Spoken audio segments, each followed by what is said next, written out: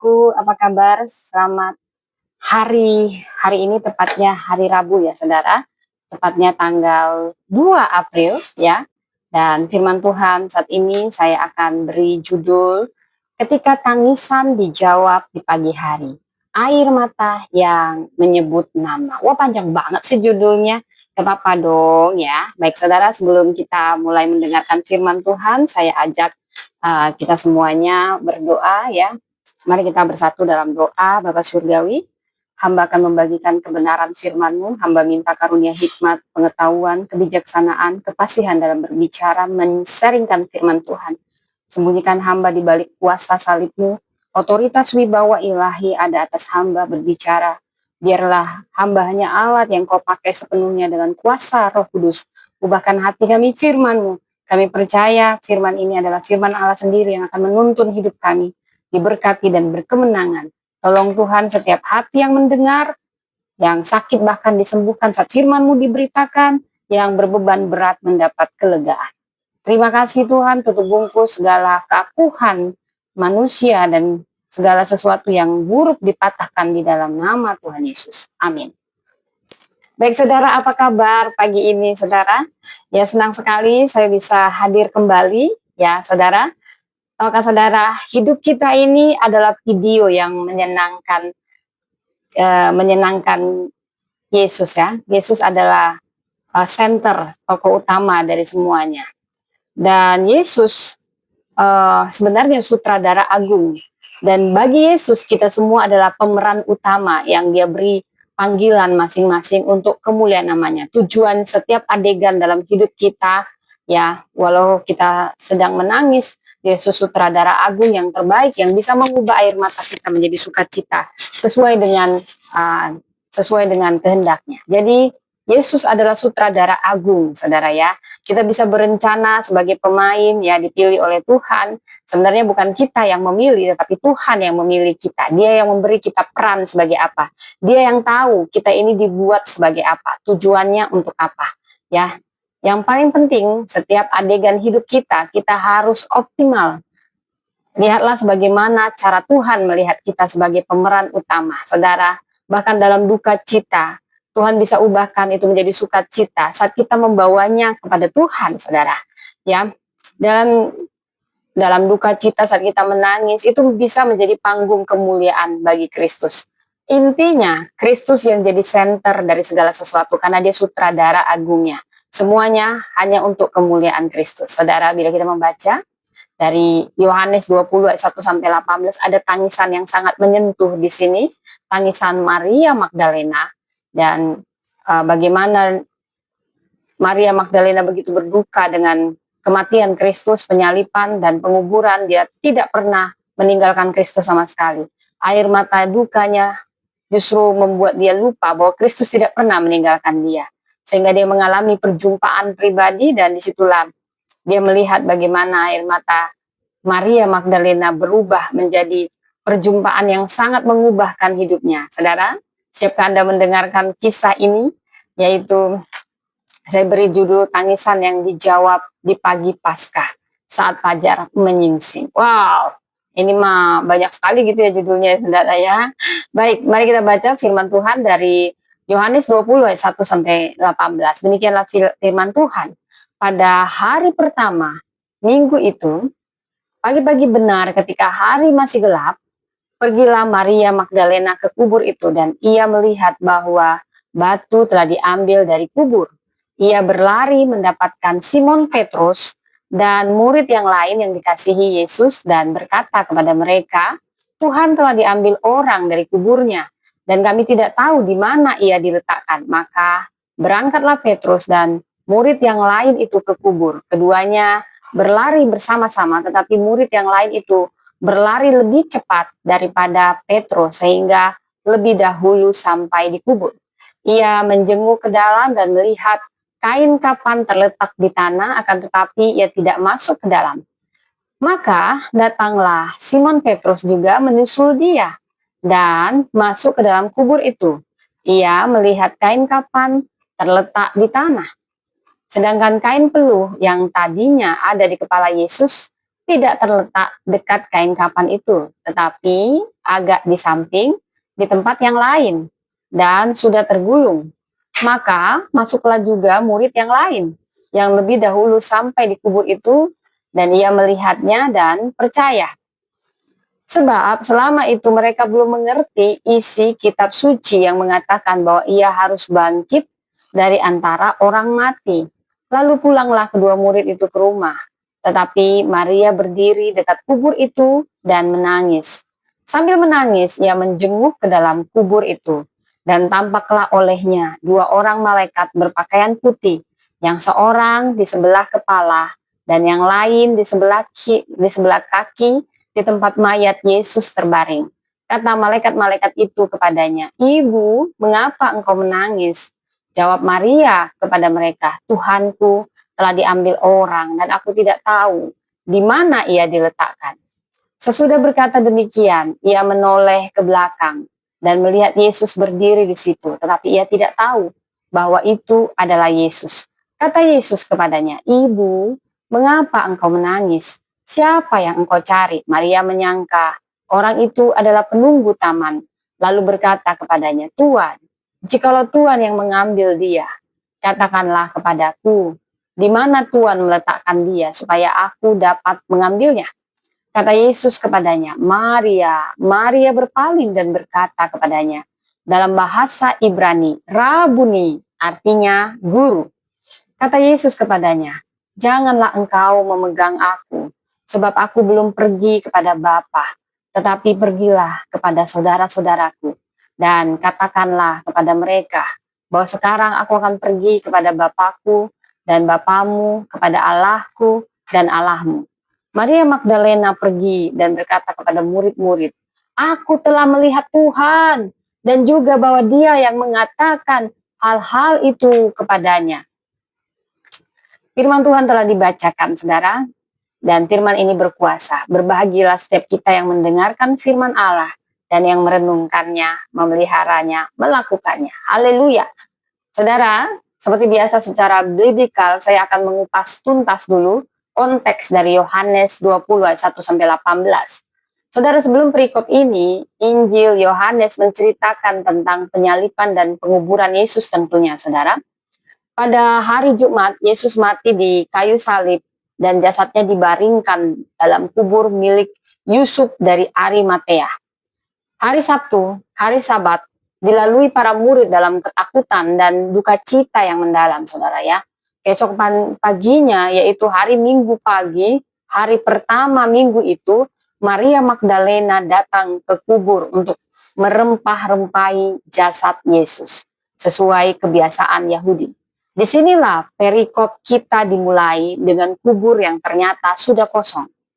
Nah, sesudah bagian ini, ayat 1 sampai 18, Yohanes melaporkan bagaimana Yesus yang bangkit menampakkan diri kepada para murid yang lain.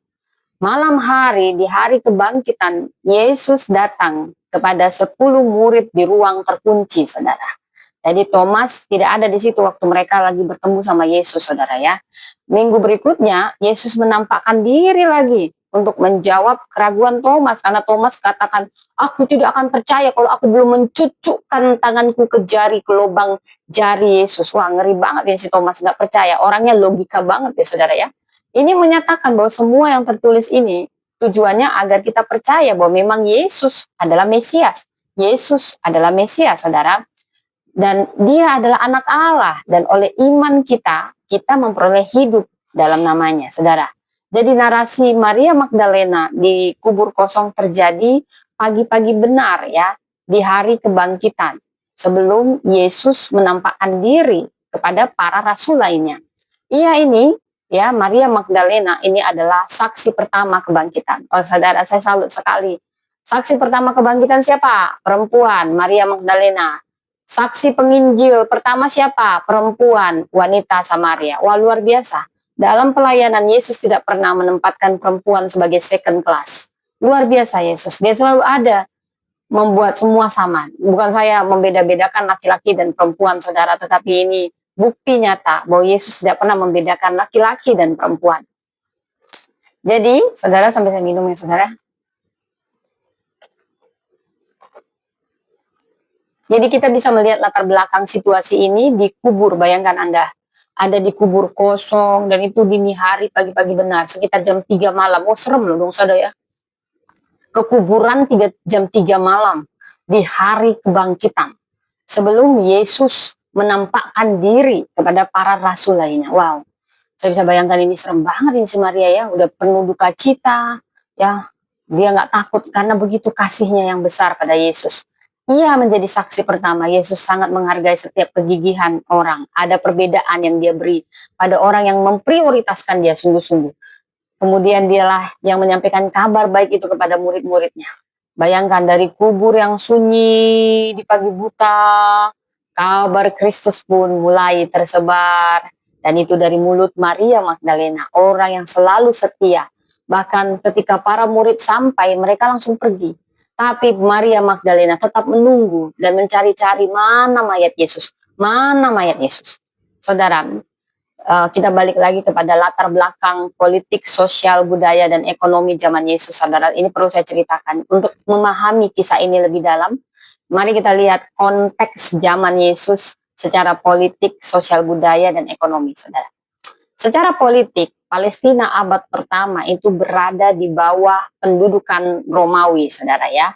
Bangsa Yahudi hidup di tanah airnya sendiri, tetapi tanpa kedaulatan penuh. Ya, bisa bayangkan bangsa Yahudi itu dijajah oleh pemerintahan Romawi, ya, oleh Raja Klen, ya, Herodes dan gubernur Romawi ini yaitu Pontius Pilatus, itu yang menjadi pemimpinnya.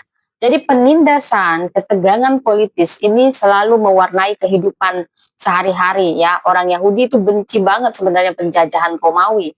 Apalagi imperium itu memaksa pembayaran pajak yang tinggi, saudara. Jadi pemerintah Romawi ini mengeksploitasi ekonomi lokal dengan pajak yang memberatkan. Sehingga banyak orang Yahudi merasa tertindas dan merindukan pembebasan. Dalam konteks inilah, maka harapan akan Mesias itu sangat dinantikan. Ya, juru selamat yang membebaskan ini sangat kuat. Dan saya juga perlu membahas sosial budaya. Ya, pada zaman Yesus, masyarakat Yahudi waktu itu berpegang sangat kuat pada budaya patriarkal. Saya mau katakan ini budaya, bukan kebenaran. Jadi status wanita dianggap lebih rendah daripada pria. Kesaksian perempuan bahkan cenderung diabaikan pada zaman itu, saudara. Nah, misalnya Lukas 24 ayat 11 mencatat bahwa ketika para wanita pertama kali memberitakan kebangkitan Yesus, perkataan mereka dianggap omong kosong, tidak dipercaya oleh para rasul. Bayangkan kalau Maria Magdalena, perempuan yang bukan tokoh terkenal dan dulunya juga, dulunya juga dia dihinggapi oleh 7 roh jahat. Bagaimana mungkin dia bisa diterima? Orang-orang tahu masa lalu dia. Tetapi Yesus memilih dia. Yesus sering memilih pilihan yang tidak disangka-sangka oleh dunia ini. Ya, ini menunjukkan penghargaan Yesus itu melampaui norma budaya pada zaman apapun, termasuk saat ini, konteks saat ini. Bila kita terpilih, itu bukan kita yang memilih, kita yang dipilih, saudara ya. Secara sosial, mayoritas masyarakat adalah petani, ya, nelayan, atau penggembala. Nah, kehidupan berpusat pada keluarga besar dan komunitas religius, sinagoga. Budaya Yahudi juga sangat dipengaruhi ajaran agama, yaitu hari Sabat, perayaan Paskah, tata cara penguburan, saudara ya. Semuanya ini dijalankan dengan tekun, ya. Maria dan para murid Yesus hidup dalam kerangka tradisi Yahudi yang sangat kuat. Namun mereka juga tertantang oleh ajaran Yesus yang kadang revolusioner. Maksudnya apa nih? Misalnya dia bisa bergaul dengan orang berdosa, berbicara dengan orang berdosa yang nggak dianggap, seperti wanita Samaria itu menyentuh, saudara, karena ada seorang guru yang dihormati tapi mau bergaul sama kalangan kelas bawah. Nah, ini yang Yesus sedang lakukan dan bawa transformasi banyak pada zamannya, saudara. Saya begitu mengagumi Yesus, saudara. Dan secara ekonomi, saya perlu juga bahas ini, di zaman Yesus perekonomian itu didominasi sektor agraris. Makanya segala perumpamaan itu apa yang menjadi prioritas di zaman itu, saudara. Pertanian, gandum, makanya sering cerita tentang gandum, tentang anggur, zaitun, karena memang itu yang menjadi demonesis sektor agraris. Jadi kalau zaman konteks ini Yesus datang, dia akan mulai dari apa? Properti boleh, semuanya boleh, saudara, dia pakai. Jadi disesuaikan dengan zaman itu, tetapi Alkitab tetap relevan sepanjang zaman. Yesus tetap relevan, dia mau menghampiri kita dalam modern ini, dia masuk dalam banyak cerita, saudara. Makanya kita perlu mengalami Tuhan, saudara. Dan pada zaman itu perikanan yang menjadi sektor dominasi agraris dan perikanan, saudara. Jadi semakin besar rakyat hidup sederhana ya, banyak yang hanya petani, nelayan, tukang, dan lain sebagainya. Jadi penghasilannya pun pas-pasan, saudara ya. Kesenjangan antara si kaya dan si miskin itu cukup nyata. Itu kurang lebih 90% penduduk tergolong orang biasa, nyaris miskin. Makanya kalau pajak tinggi, itu betul-betul membuat masyarakat kewalahan. Mereka sangat dibebani oleh pemerintahan Romawi untuk berbagai pajak, bayangkan. Jadi bisalah kenapa mereka benci orang Romawi ya, saudara ya. Jadi juga untuk bait Allah dipungut suatu pungutan-pungutan yang cukup tinggi. Ya, padahal mereka hanya petani, makan aja cukup sudah, puji Tuhan. Ini suatu perjuangan karena pajak yang tinggi. Sehingga banyak orang yang hidup dalam kemiskinan, banyak hidup dalam utang. Yang elit-elitnya, sementara elit itu siapa? Itu seperti imam kepala, pemungut cukai, pedagang besar, mereka hidup mewah. Jadi timpang sekali. Namun ada juga daerah yang memang relatif makmur, saudara. Seperti apa? Galilea. Disinilah Yesus banyak melayani, di Galilea. Ini juga daerah yang makmur ya, misalnya ini karena subur, dia subur dan produktif. Maria Magdalena itu berasal dari Magdala. Magdala itu di daerah Galilea. Nah, disitulah dia bertemu Yesus, karena Yesus banyak penginjilan di Galilea. Nah, bila kita membaca di Lukas 8 ayat 2-3, di sini disebut Maria dan beberapa perempuan lain menyokong pelayanan Yesus dengan kekayaan mereka. Jadi bisa ditebak juga Maria orang yang kaya. Mungkin dia pedagang, mungkin dia bisnis ya. Ini menunjukkan bahwa sebagian wanita seperti Maria Magdalena punya ekonomi yang mungkin mapan untuk mendukung Yesus. Bisa jadi mereka punya hasil bisnis atau warisan. Jadi singkatnya, zaman Yesus itu diwarnai dengan pergulatan ekonomi, saudara ya. Jadi rakyat kecil berjuang di tengah pajak yang berat dan didominasi kaum kaya. Dan disitulah Yesus hadir membawa pengharapan, kabar baik bagi orang miskin, dan pembebasan bagi yang tertindas, saudara. Wow, luar biasa ya Yesus ya. Jadi melihat konteks ini di atas, kita makin menghargai kisah Maria Magdalena ini. Di tengah tekanan politik Romawi, norma sosial yang memandang rendah wanita, dan hidup ekonomi yang tidak mudah, saudara, Tuhan memilih seorang perempuan sederhana sebagai saksi pertama kebangkitannya. Coba bisa dibayangkan. Dia memilih perempuan, justru perempuan yang dia pilih sebagai saksi pertama kebangkitannya. Wah, kuasa kebangkitannya sangat besar. Jadi Allah dapat bekerja melampaui batasan manusia. Tangisan yang dijawab dalam kisah Maria ini akan kita dalami sebagai pesan Tuhan bagi konteks kita hari ini, saudara. Dan di sini ada 3 pesan dari kisah tangisan yang dijawab. Dari perjumpaan Yesus dengan Maria Magdalena di kubur kosong, kita dapat menangkap 3 pesan kunci yang Yesus nyatakan. Inilah jawaban Tuhan atas tangisan duka cita kita ya, saudara. Bahwa Yesus benar-benar hadir, dia senantiasa hadir, dan dia peduli di tengah duka cita kita. Maria menangis di kubur.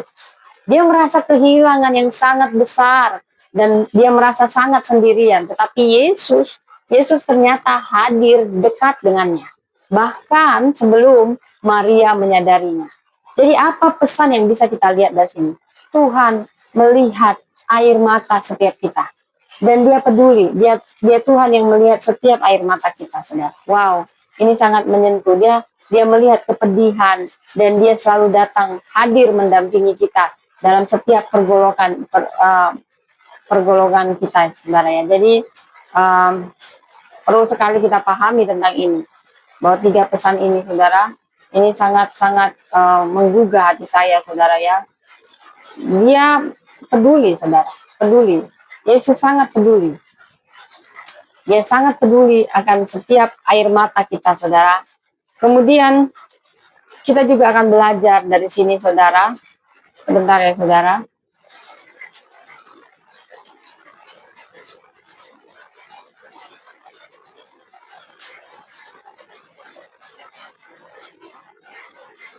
Ya, Yesus mengenal kita secara pribadi. Ya. Pelajaran dari pertemuan Yesus dan Maria ini membuktikan bahwa Yesus mengenal kita secara pribadi. Makanya ketika dia berkata, "Ibu, siapa yang kau cari?" Maria nggak sadar-sadar bahwa yang ngomong itu Yesus. "Ibu, kenapa kau menangis?" Dia tetap dia nangis, makin nangis pun dia. Tetapi ketika Yesus memanggil nama dia, di sini ada perubahan, ada transformasi. Maria dan Yesus punya hubungan yang dekat. Panggilan nama itu, panggilan yang khas, menunjukkan bahwa kita ditempatkan Tuhan sebagai pemeran-pemeran utama dalam misi yang dia beri, dalam tiap panggilan yang dia beri. Ini menunjukkan bahwa Tuhan mengenal kita secara pribadi. Coba bayangkan, Anda dipanggil dengan nama lengkap, detail, oleh Presiden Jokowi. Anda lebih tersentuh ketika nama Anda dipanggil lengkap atau ketika nama Anda dipanggil secara general. "Ibu, kemana aja kau ibu?" Atau "Priscilla, kau kemana saja?" Itu kan lebih akrab gitu ya, saudara ya. Itulah yang membedakan antara Maria ketika dia penuh duka dipanggil ibu makin nangis dia. Tetapi ketika dipanggil Maria, lalu dia sadar, dia langsung sadar. Karena dia kenal, itu panggilan yang dia kenal. Karena apa? Dia punya relasi yang dekat dengan Yesus. Dan ini juga mengenal, membuktikan Yesus mengenal kita secara pribadi. Ia mengenal nama kita, mengenal karakter kita, dan pergumulan kita masing-masing. Perhatikan dalam kisah tadi, Maria baru kenal Yesus ketika ia memanggil namanya. Ketika Yesus panggil namanya Maria di ayat 16, ini ayat kunci. Ini bukan sapaan umum, ini sapaan pribadi, saudara. Yesus tidak berkata, "Hai ibu, hai apakah orang ada di situ?" Tetapi ia memanggil nama Maria secara spesifik, saudara. Ini menunjukkan betapa Yesus mengenal Maria. Yesus mengenal setiap kita secara dekat, seperti seorang sahabat yang memanggil namanya. Disitulah Maria langsung sadar, Yesus, Rabuni. Nah, saudara, Alkitab penuh dengan bukti bahwa Allah mengenal setiap orang secara pribadi. Bila kita membaca dari Yesaya 43 ayat 1, saudara, Tuhan berfirman, "Janganlah takut, sebab aku telah menebus engkau. Aku telah memanggil engkau dengan namamu. Engkau ini kepunyaanku, luar biasa." Tuhan pencipta alam semesta, dia tahu nama kita. Ya, Yesus menyebut dirinya gembala dan kita domba-dombanya. Ya, ayat 3 bahwa ia memanggil domba-dombanya masing-masing menurut namanya dan menuntunnya keluar. Artinya kita tidak pernah anonim atau terlupakan di mata Tuhan. Mungkin di dunia ini kita tidak terkenal, bahkan latar belakang kita sederhana aja, ya, tetapi Yesus tahu nama kita, alamat kita, isi hati kita. Ia mengenal kita luar dan dalam. Saudara, ada kutipan yang indah dari Saint Augustine, tokoh gereja mula-mula yang mengungkapkan kasih Allah yang personal. Ia berkata, "God loves each of us as if there were only one of us." Saudara, Tuhan mengasihi setiap kita seolah-olah hanya ada satu orang yang harus dia kasihi, yaitu kita masing-masing. Saudara, bayangkan sebesar apapun dunia ini, bagi Tuhan kasihnya personal. Untuk Anda, seakan-akan Anda satu-satunya. Sebenarnya. Pepatah lama berkata, "Tak kenal maka tak sayang." Artinya kita sulit mengasihi orang yang tidak kita kenal. Tetapi syukurlah, Yesus mengenal kita, maka ia juga mengasihi kita. Ia mengenal bukan hanya nama formal kita, tetapi siapa diri kita sebenarnya. Mungkin orang lain hanya tahu nama, panggilan, atau nomor KTP kita, saudara. Namun Yesus tahu cara hidup, cerita hidup di balik nama kita. Seperti Maria Magdalena, banyak orang mungkin hanya mengenalnya Sebagai mantan perempuan yang punya masalah, Maria Magdalena sebelumnya ini kerasukan 7 setan, saudara. Satu setan aja yang ngeri, saudara, apalagi 7 setan, saudara. Bayangkan mungkin setan Nyi Roro Kidul, setan Ewe Gombel, setan kuntilanak, semua ada gitu. Ngeri banget gitu, saudara. Yang kasihan itu diri yang dirasukin ini, pasti dihancur-hancurin gitu. Karena setan kan cuma maunya membinasakan, berbohong gitu ya setan. Bayangkan penderitaan Maria Magdalena.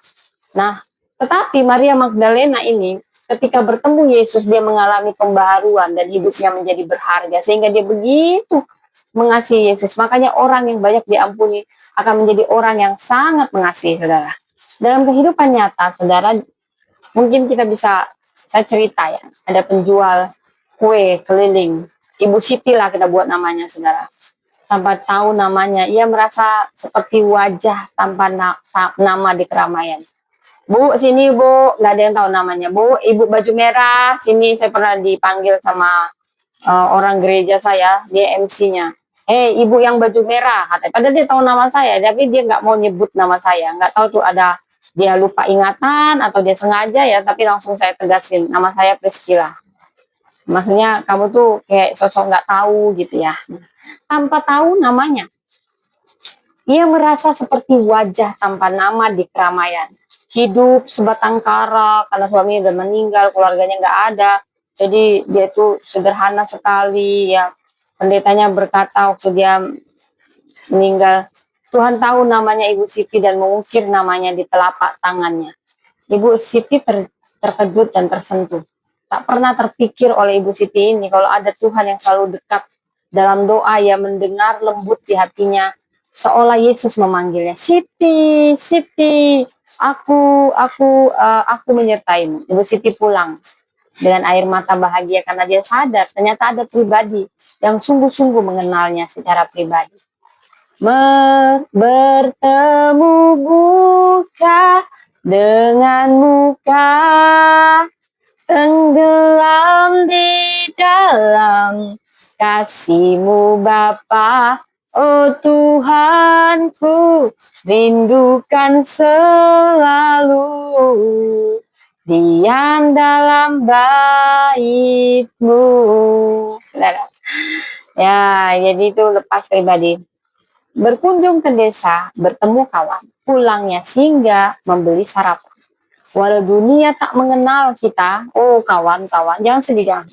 Yesus kenal nama kita sejak dalam kandungan. Wow, saudara, Yesus mengenal nama Anda. Ia tahu Pak Budi, Bu Wati, Mas Andi, Bu Ani. Setiap kita dipanggilnya anaknya sendiri.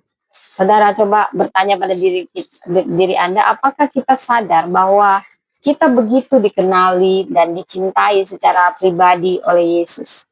Bagaimana perasaan kita tahu bahwa Yesus menyebut nama kita setiap hari dalam doa syafaatnya di hadapan Bapa? Bukankah itu menghibur hati, saudara? Saat Anda merasa sendirian dan tidak dianggap, ingatlah bahwa Yesus berkata, aku tahu namamu, engkau kepunyaanku. Ia peduli, saudara. Sepenuhnya akan hidup kita, Yesus sangat peduli. Dan inilah sentuhan pribadi dari Sang Guru. Sapaan Rabuni dalam hidup kita, yang memberi kita identitas dan rasa aman sebagai miliknya. Yang kedua, air mata tidak akan menghalangi Yesus menemui kita. Kebenaran kedua, air mata tak menghalangi Yesus menemui kita. Maria Magdalena saat dikubur, dia menangis, terseduh-seduh. Ya, ayat 11 di Yohanes 20. Mungkin matanya udah cekung, udah sembab, karena penuh dengan air mata. Dia menangis sampai bahunya terguncang. Tetapi perhatikan, saudara, justru di tengah air mata itulah Yesus datang menghampirinya. Tangis Maria tidak membuat Yesus menjauh. Sebaliknya, ia bertanya dengan lembut, Ibu, mengapa engkau menangis? Yesus tidak alergi terhadap air mata kesedihan kita. Tangisan kita justru menarik belas kasihannya. Seringkali kita tuh sedih, kita nangis, kita merasa sendirian. Mungkin kita berpikir Tuhan jauh dan tidak peduli. Namun sebenarnya Tuhan sangat peduli. Ya. Dia mengatakan, air mataku kau taruh dalam kirbatmu.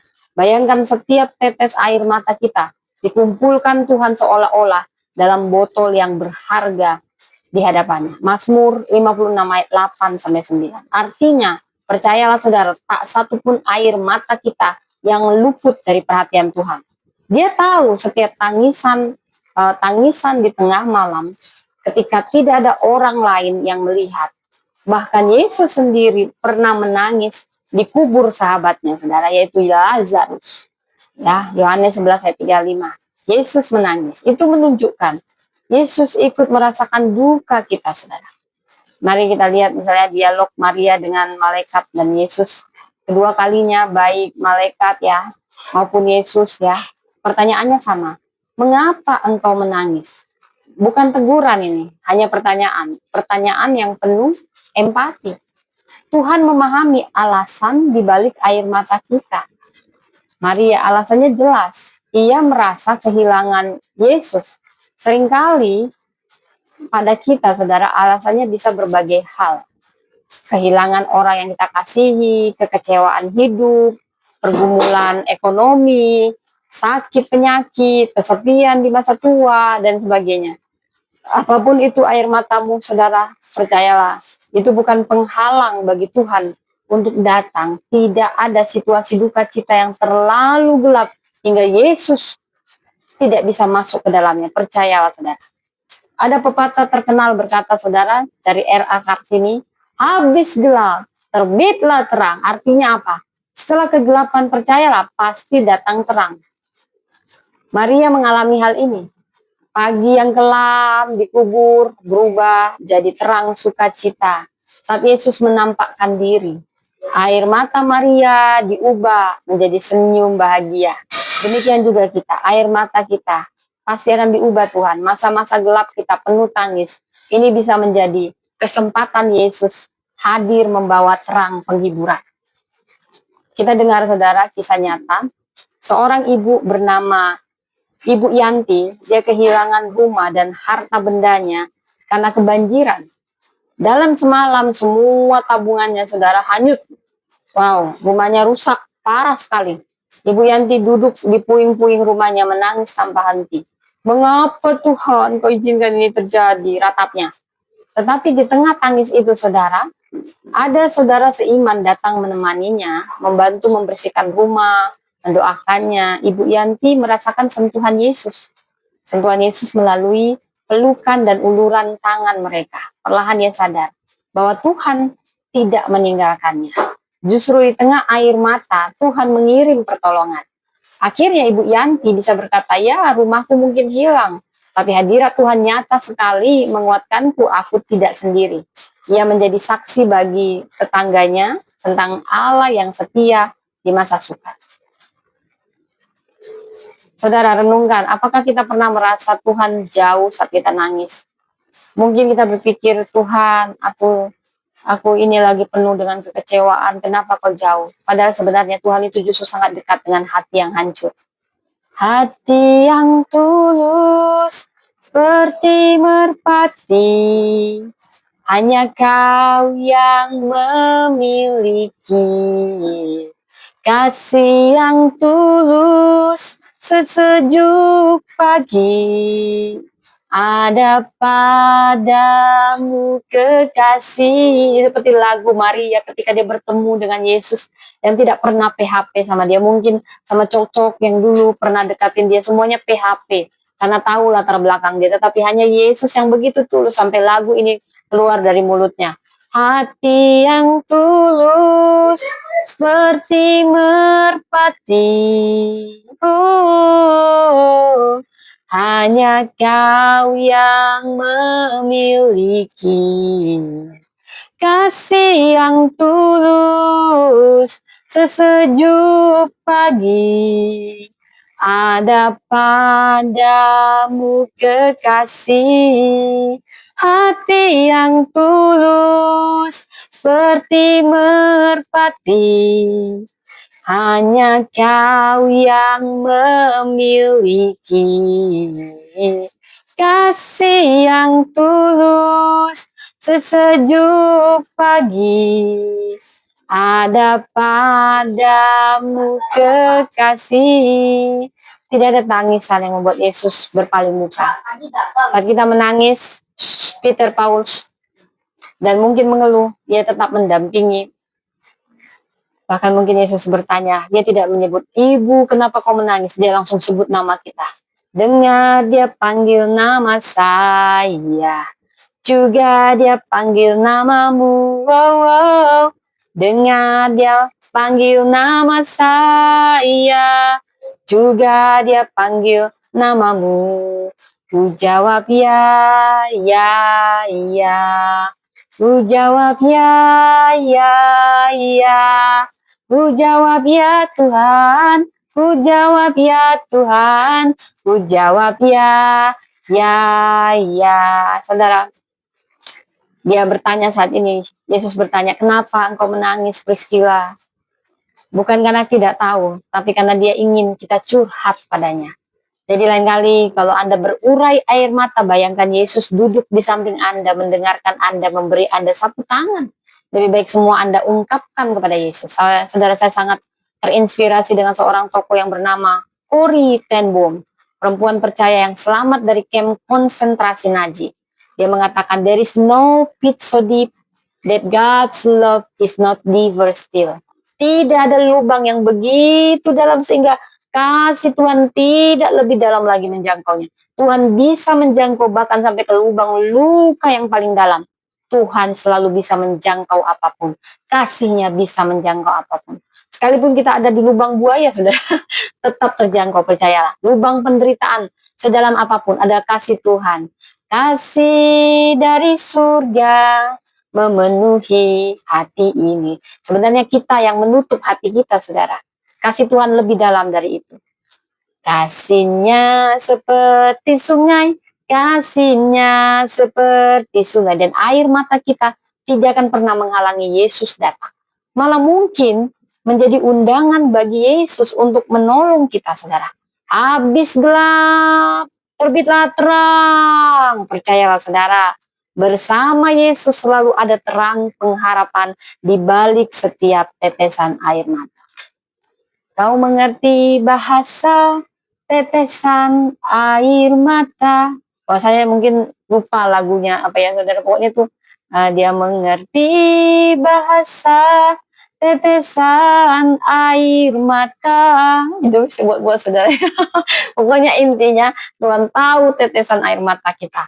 Jadi yang ketiga, pertemuan pribadi kita dengan Kristus akan mengubah fokus hidup kita. Ya, saudara, Maria menyadari bahwa Yesus hidup. Apa yang terjadi, saudara? Apa? Fokus hidupnya berubah total. Inilah poin yang ketiga.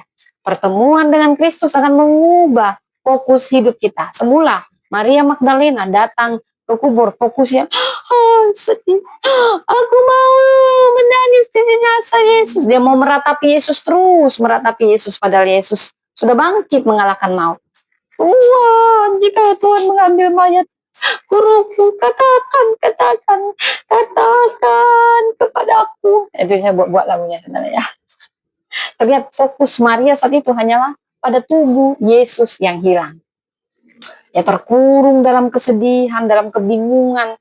Tapi bisa dikatakan fokus Maria masih pada kematian Yesus.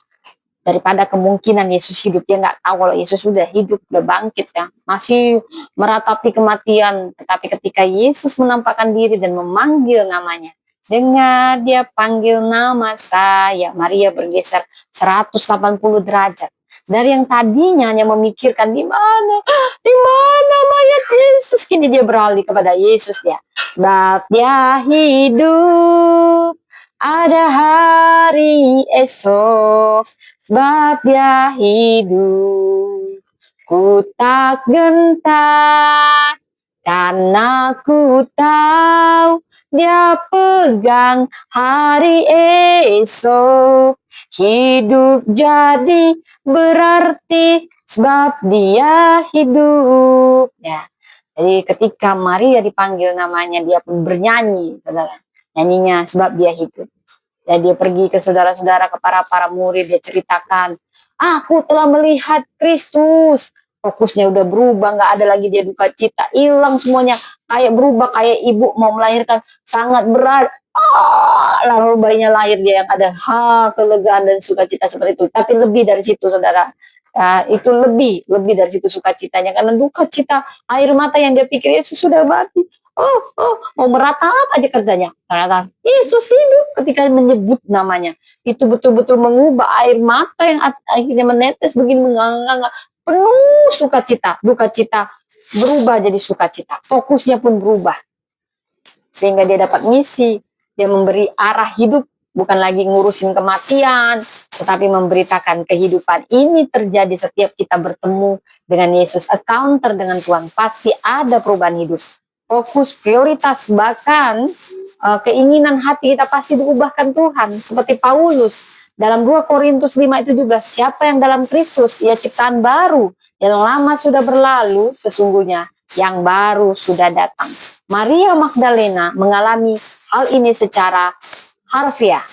Pagi itu ia menjadi manusia baru dengan sukacita Paskah di hatinya. Yang lama, kesedihan, keputusasaan berlalu, saudara. Yang baru, harapan, tujuan muncul. Pertemuan dengan Yesus mengubah hidup Maria selamanya. Saudara, coba kita ingat pertama kali bagaimana kita mengalami encounter dengan Tuhan. Pasti itu masa-masa yang sangat indah. Artinya kasih mula-mula kita. Ya, kita berjumpa dengan Dia. Bertemu muka dengan muka, tenggelam di dalam kasih-Mu Bapa. Oh Tuhan, ku rindukan selalu diam dalam bait-Mu. Saudara, indah sekali, saudara. Ketika Tuhan Yesus menyentuh hati kita dan menyelamatkan kita, percaya fokus kita akan berubah.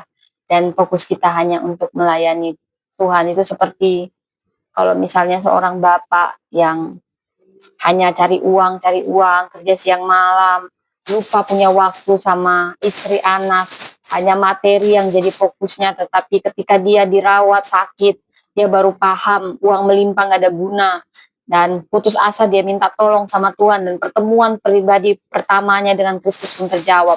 Dia sembuh, anaknya sembuh, Yesus memulihkan semua kehidupannya. Dia sadar, saudara, fokusnya salah. Dia pasti akan mengubah hidupnya, saudara. Nah, saudara, di sini ada pantun. Kacamata hilang, susah dicari. Ternyata tersangkut di atas kepala. Awalnya Maria fokus pada diri sendiri. Bertemu Yesus, fokusnya berubah pula. Ini pantun buatan suami saya. Maksa banget gitu ya. Tetapi supaya dia senang. Jadi ini pun yang buat teksnya suami saya. Asik pantun dari tadi. Saya ganti pantun-pantunnya ke nyanyi-nyanyi, saudara.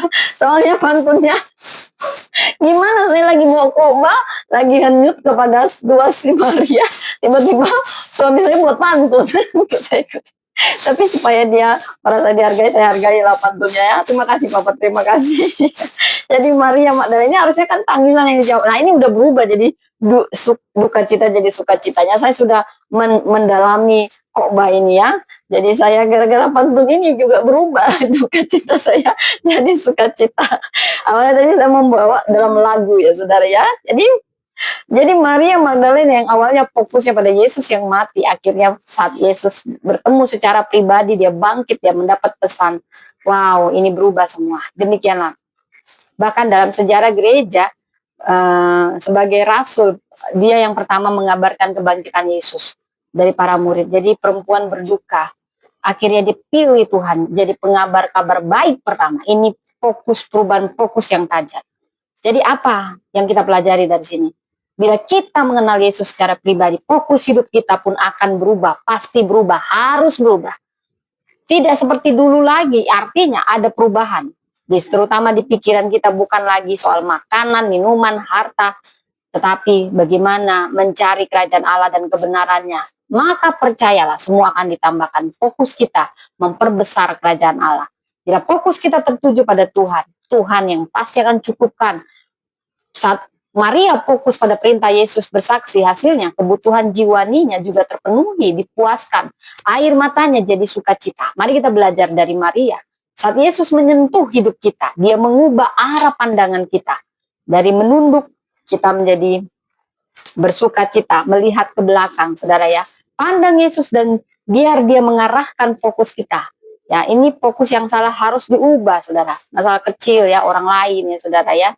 Dan percayalah, pertemuan dengan Yesus akan mengubah hidup kita asal kita mau mengikuti arahnya. Dan yang keempat, Maria menjadi saksi yang pertama, walau awalnya dulu terluka.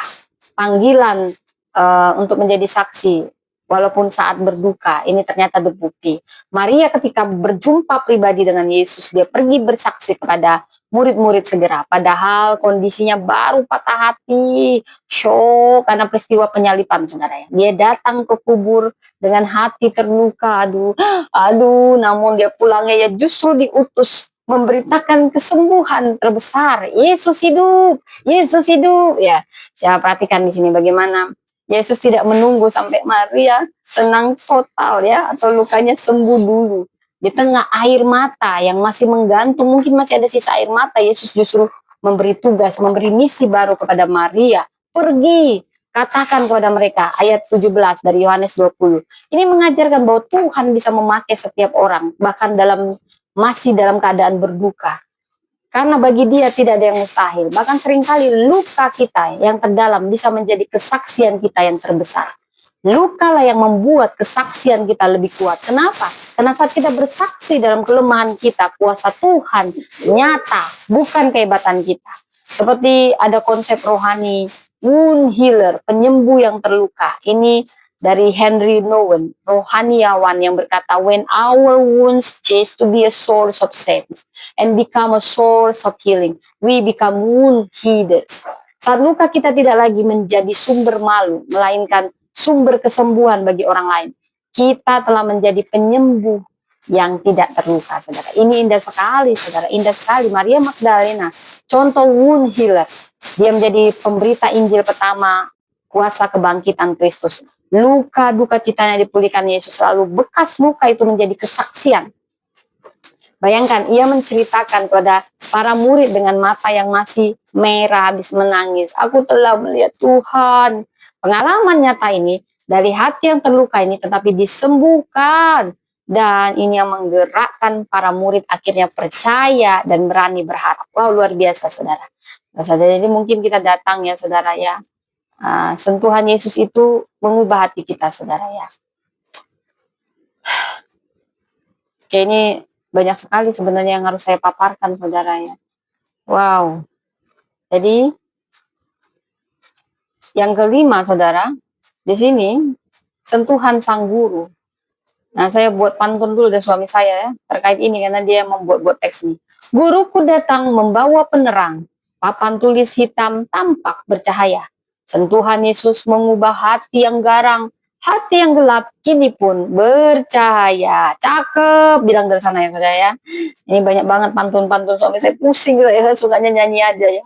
Hati yang tulus. Ya, di poin terakhir, ya, intisari dari semuanya, sentuhan Yesus itu mengubah hati. Membuat Maria berubah dari duka cita menjadi sukacita. Ada transformasi hati. Manusia ini karya Tuhan, butuh sentuhan Tuhan sebagai pencipta yang membuatnya. Only God can change the heart. Hanya Tuhan yang bisa mengubah hati. Bukan kita, Tuhan yang mengubah hati. Ketika sentuhan Yesus, satu kata saja Maria, itu membuat Maria melihat Rabuni. Maria mengenali suara Tuhan dan hatinya diubahkan. Seringkali hati kita gelisah karena mendengar suara lain, kekhawatiran, tipuan. Tetapi tugas kita adalah mengenali, membuka hati bagi Yesus berbicara. Ya. Saudara, biarkan Tuhan menjawab doa semacam ini.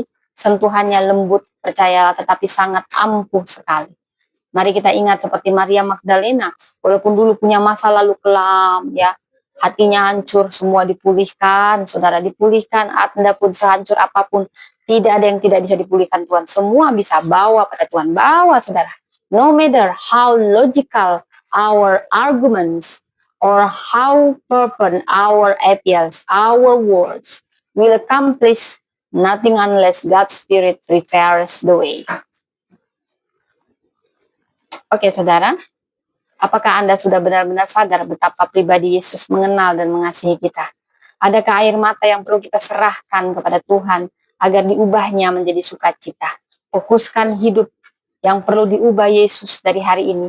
Mungkin kita terlalu fokus pada kekhawatiran duniawi, dan Tuhan mau kita fokus padanya, saudara ya. Luka mana yang kita masih sembunyikan, sebenarnya itu bisa Tuhan pakai menjadi kesaksian, saudara. Dan bagian hati mana yang keras, itu bisa dilunakkan, disembuhkan oleh Yesus, saudara ya.